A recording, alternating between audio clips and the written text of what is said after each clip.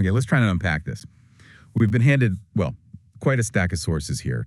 And honestly, they paint a really stark, frankly, deeply unsettling picture of what's happening globally right now. Yeah. Our mission today is to really dig into these materials, pull out the most vital insights, and some of them are, well, they're genuinely difficult to confront. This isn't just about reading headlines. It's about understanding the deeper implications. Absolutely. And what's really striking, I think, is how interconnected everything seems to be. You look at these events like the humanitarian crisis in Gaza, which is just escalating, and then these really contentious strikes on Iran. Right. And you see how they feed into each other, revealing some profound challenges for international law, for global stability, really for how countries even interact anymore. So we're going to explore not just what's happening on the surface, but the really concerning why behind it all. And crucially, what it all means for you listening right now as these dynamics kind of reshape the world around us. Exactly. And the common thread, it seems, running through all these sources, it's this narrative of just devastating negative impacts. Yeah.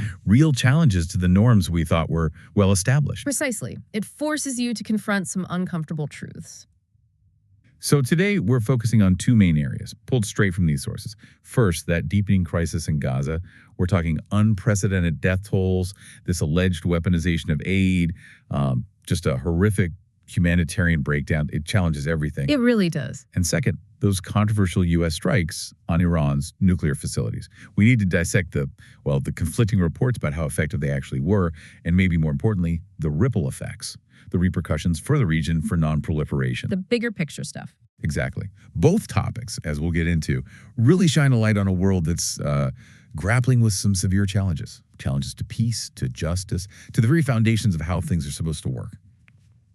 Okay, let's start with Gaza.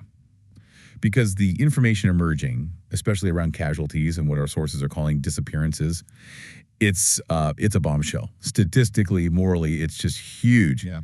Sources are pointing to this new study. It's in the Harvard Dataverse by an Israeli professor, Yaakov Garb. And the figures are, well, they're alarming. Almost unimaginable. What are they saying? The study indicates at least 377,000 Palestinians have disappeared since October 2023. 377,000. Wow. Disappeared meaning what exactly? Well, that's the thing. It's unaccounted for. But here's the part that just hit you in the gut. Half, are believed to be children. Half. Children. Makes it the number, right? It's hundreds of thousands of lives gone, unaccounted for. And this figure, 377,000, it's not just pulled out of thin air, presumably. The methodology must be pretty robust for a claim like that. Right. And Professor Garb's study, the sources detail this. It doesn't rely on the usual ground reports, which, are hard to get in a war zone anyway. Yeah, very limited. Instead, it uses advanced data analysis, spatial mapping, looking at high-res satellite images. Okay, so what are they looking for? Changes in buildings. Exactly. Infrastructure changes, Yes. population density shifts, patterns of destruction, even mapping new burial sites. It's meticulous. Right. Trying to piece together the population decline that way. Yeah, and through that, the study shows this severe decline in Gaza's population that the normal counting methods, they just might be missing. Think about it. Gaza had about 2.2, maybe 2.23 million people before the war. Okay. Now the estimate is around 1.85 million. So that 377,000, that's roughly 17% of the entire population, just unaccounted for. 17%, that's staggering. And while, okay, some are displaced, maybe missing in the chaos. The report is explicit. It says a significant number are believed to have been killed by Israeli forces. Their bodies may be under rubble, unidentifiable, just not counted in the official tallies. Which brings us to those official figures, right? The ones from the Gaza Health Ministry we usually hear report 50,000, 60,000. I think the latest was around 56,000. Yeah, somewhere in that range. According to this Harvard study, then, those numbers are a severe undercount. Is that the term they use? That's the term, a severe undercount. And it begs the question, why such a massive difference? Well, the sources offer a pretty clear explanation, and it comes down to the grim reality of this kind of conflict. The main reason cited is that the official counts often don't include victims trapped under the rubble.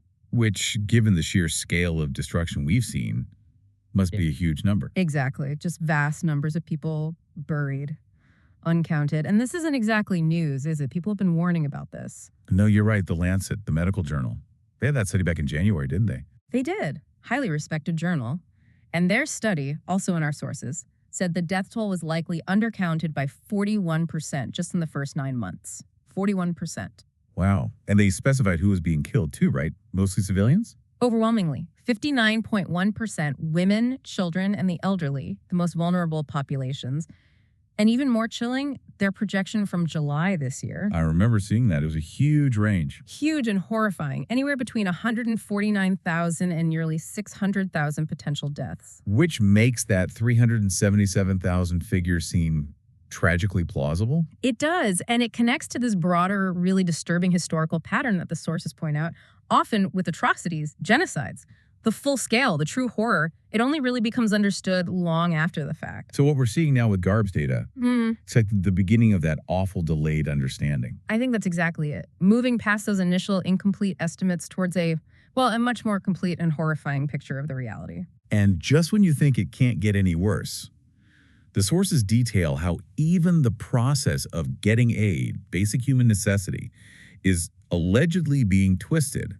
This Gaza Humanitarian Foundation, the GHF. Right, the U.S.-Israeli aid distribution mechanism. The accusations against it they're beyond shocking. Professor Garb, ADR, even the UN, they're not calling it humanitarian relief. They're calling it a tactic of genocidal war. That's incredibly strong language from the UN as well. Yes.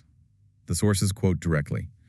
These aid compounds seem to reflect a logic of control, not assistance.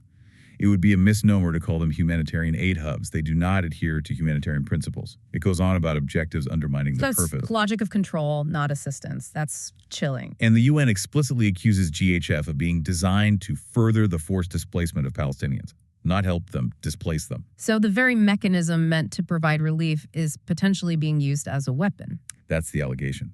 A profound breach of trust, a total perversion of what humanitarian aid is supposed to be. And the human cost. Is that documented? Right. Because allegations are one thing, but... Oh, it's documented, catastrophically so, according to these reports.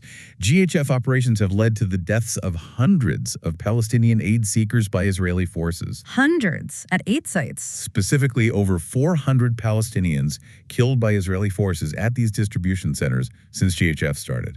Over 400. But that's not accidental crossfire. That sounds systematic. Look at the daily numbers cited, June 25th update. 79 killed, 391 injured in 24 hours.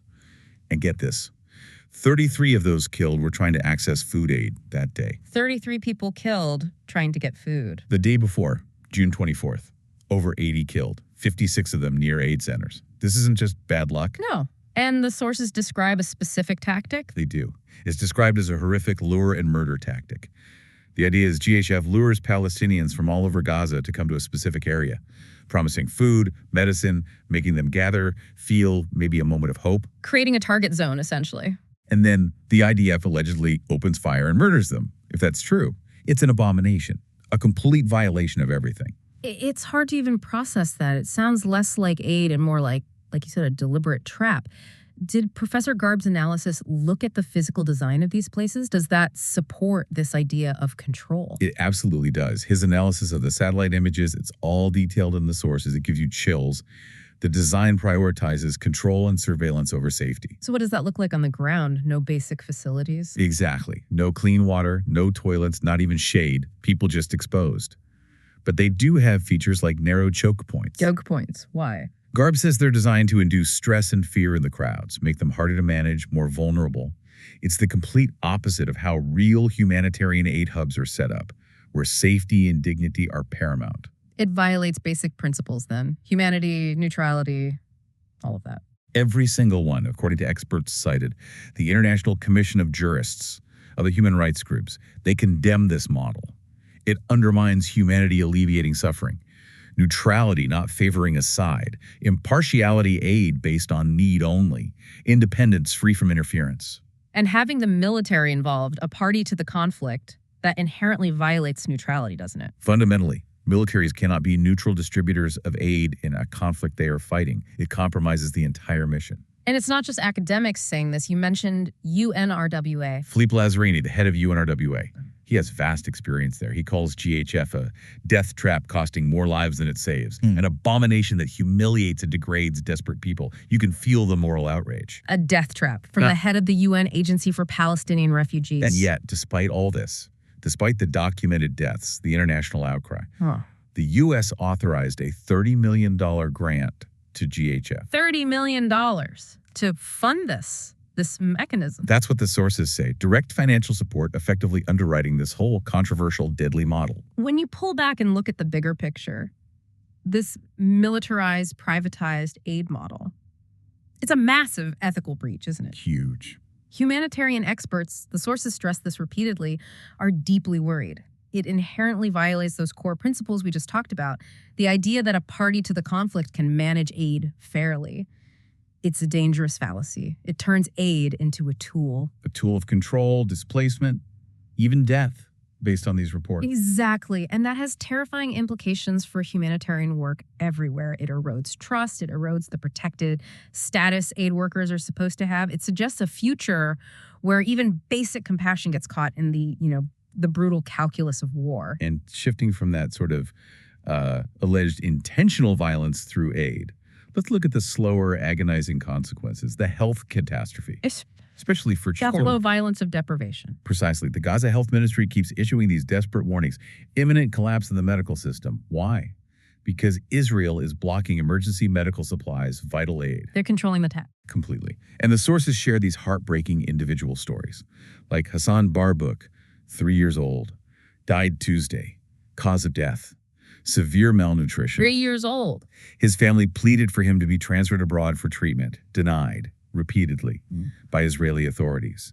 It's one story, but it represents this huge systemic failure. And these aren't isolated tragedies, are they? The WHO must have data on this. They do. 57 children dead from malnutrition since the aid blockade really tightened on March 2nd. 57. Since March. My God. And the scale of the hunger overall. It's immense.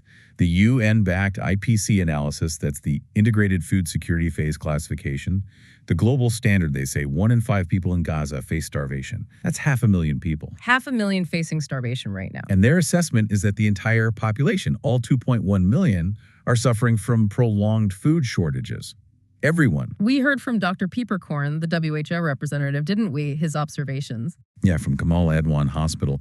He said 11% of the kids screened there had global acute malnutrition. He talked about seeing a 5-year-old who looked like he was 2.5. So small, so wasted. Just paints a horrifying picture, a deliberate catastrophe unfolding in slow motion. And the long-term effects. It's not just about surviving day to day, is it? This damages an entire generation. Absolutely critical point. The impacts are profound, often irreversible. We're talking stunted growth, permanently impaired cognitive development, basically weakening an entire population physically and mentally for life. It's generational damage. It is. The sources warn explicitly.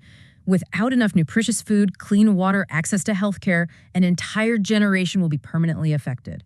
It's collective punishment with consequences that will last for decades. And the aid is sitting right there, isn't it? Blocked. That's the maddening part. 31 WHO aid trucks loaded with essentials stuck in Egypt, just dozens of kilometers away from the border. Yeah. Physically there, desperately needed, but blocked, denied entry.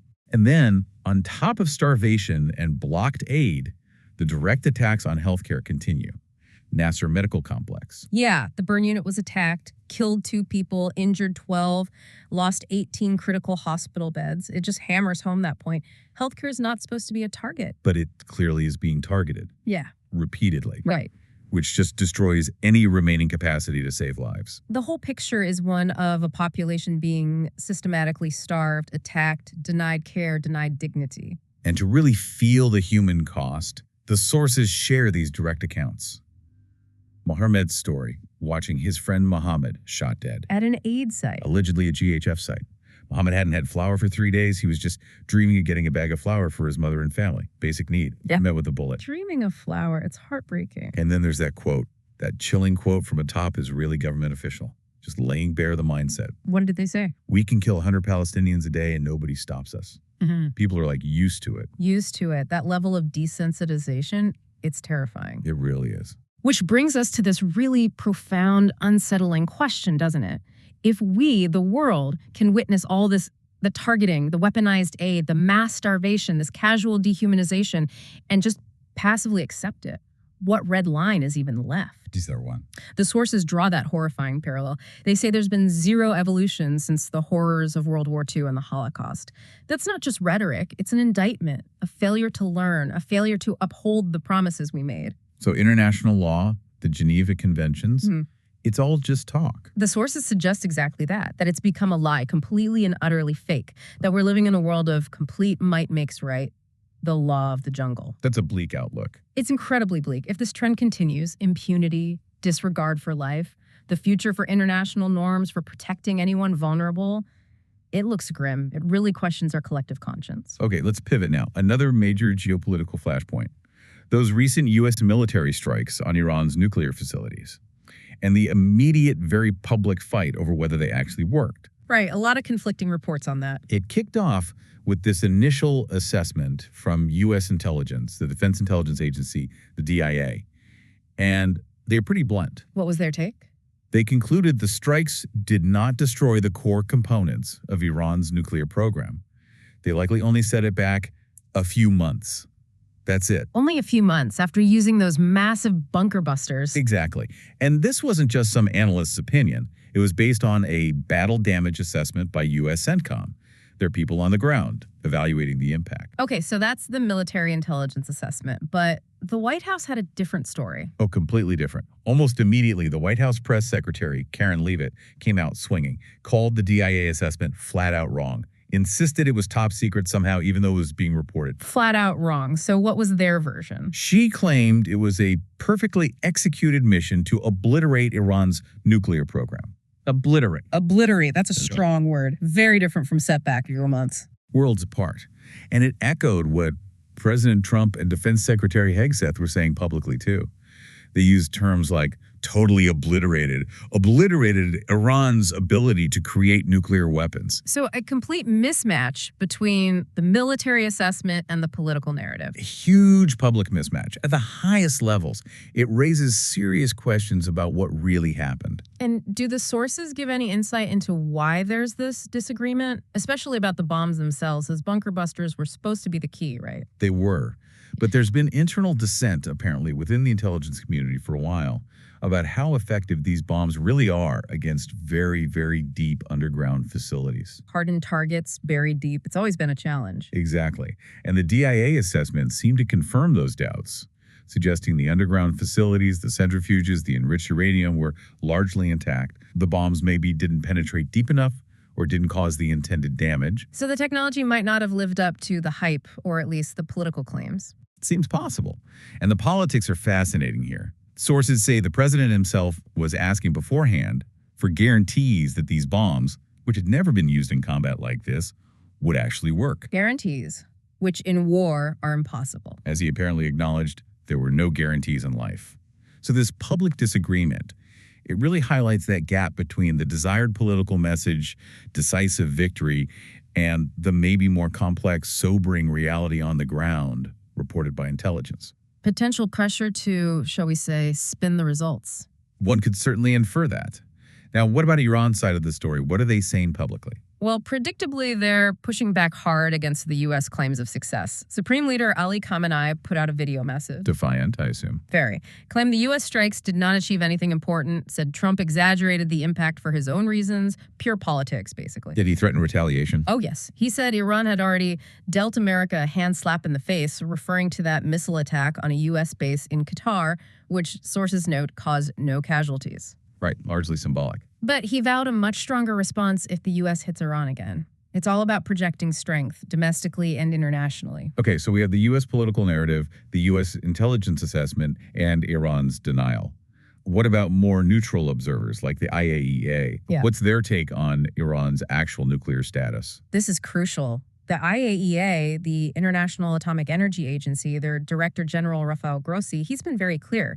He stated the agency has not found any proof of a systematic effort to move into a nuclear weapon by Iran. No proof of weaponization. That's significant. Very significant. And Grossi confirmed that reports saying Iran hasn't actively pursued nukes since 2003 are, according to IAEA intelligence, accurate. Which undermines a key justification used for a potential military action, right? The imminent threat argument. Precisely. It undercuts it significantly. Grossi also cautioned against speculation about Iran's program without IAEA proof, and he pointed out the obvious difficulty. During wartime, all nuclear sites are closed to inspectors. You just can't verify things properly. Creates an information black hole, basically. But not everyone agrees with the IAEA's caution, do they? I remember seeing other assessments. You're right, the picture is definitely fragmented. Israeli intelligence, for example, paints a much more positive picture of the strike's impact, from their perspective anyway. They suggested severe damage, claimed Iran's enrichment system is inoperable. Inoperable. That's closer to obliterated. Closer, yes. And then there's the Institute for Science and International Security, ISIS, a non-governmental group focused on proliferation. Their report claimed the strikes effectively destroyed Iran's centrifuge enrichment program, said it would be a long time before Iran gets back to where it was. So some believe it was a major setback for Iran. They do. But even that ISIS report acknowledged the residuals, meaning Iran still has stocks of enriched uranium, already manufactured centrifuges. The building blocks are still there, even if the main facilities are damaged. The knowledge definitely remains. So degraded, maybe significantly, but not eliminated. That seems a more balanced assessment based on the conflicting reports. And the overall impact of this conflict on Iran. Sources suggest it's left them at their weakest point in decades, maybe since the Iran-Iraq War. Weakened how? Militarily. Militarily, yes. Loss of leadership, scientists targeted, maybe half their ballistic missiles gone, air defenses degraded. It's taken a toll. But despite being weakened, they're acting defiantly, suspending IAEA cooperation. Exactly. A very significant, very worrying move. Iran's Guardian Council approved suspending cooperation with the IAEA right after the strikes. It's a step towards isolation, reduces transparency, makes verification incredibly difficult. It raises the stakes enormously. Which brings us back to the wider consequences, the geopolitical implications, because this stuff doesn't happen in a vacuum. Not at all. It ripples outwards. And people are feeling it. That YouGov survey cited in the sources, it's pretty sobering. Large percentages in Europe and the U.S. think another world war is likely soon. 55% in Europe, 45% in the U.S. think it's likely in the next 5-10 years. And most expect nuclear weapons to be involved. 76%. That's a staggering level of public anxiety about global conflict. And that anxiety is directly fueled by events like these strikes and the way they're handled. It raises that fundamental question again. If major powers act outside international law, or at least are perceived to, like these strikes, called illegal and offensive by some sources. Exactly. And then you have these wildly conflicting stories about the outcome. It just shreds trust, creates instability. What does it mean for global security if you can't even agree on the facts of a military strike? It points to that breakdown you mentioned earlier. Institutions, treaties, like the Non-Proliferation Treaty, the NPT. The cornerstone of trying to control nuclear weapons, and now Iran's threatening to leave it. Israel never even signed it, despite likely having nukes. The whole framework looks increasingly fragile. And meanwhile, regional tensions just keep ratcheting up. Khamenei threatening retaliation, France getting involved, intercepting Iranian drones. It feels like a cycle. It absolutely is a dangerous cycle. And connecting back to the bigger picture, this perception, which seems widespread in our sources, that international law, the Geneva Conventions, are just a lie or not real. That quote again. It has devastating consequences. If those norms collapse, what's left? How do you resolve conflicts? How do you protect people? It points towards a future where brute force is the only language understood. So the cumulative effect, Right. Gaza, Iran, Right. It's not just individual crises, it's an erosion of the whole system. Precisely. The direct human cost is horrific, obviously. But the undermining of global frameworks, the erosion of trust, it paints a really bleak picture of where we're heading. It makes you question if we've learned anything at all from the past. That idea of progress seems very shaky right now. #tag outro. Well, this has been incredibly sobering, a really stark, deep dive into some critical global realities.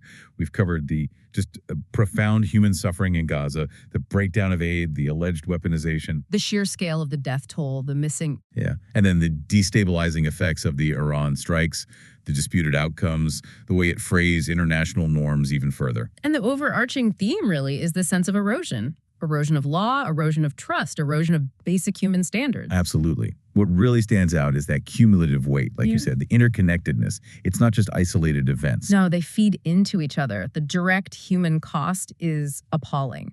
But the damage to the global frameworks, the rules we thought we lived by, that's profound too. It presents a truly bleak view of our current trajectory. It really forces you to ask if we've made any real progress since the horrors of the 20th century. So, thinking about you, our listener, trying to make sense of all this, what does it mean? In a world where might makes right seems to be gaining ground, where international law itself is called a lie by some, Yep.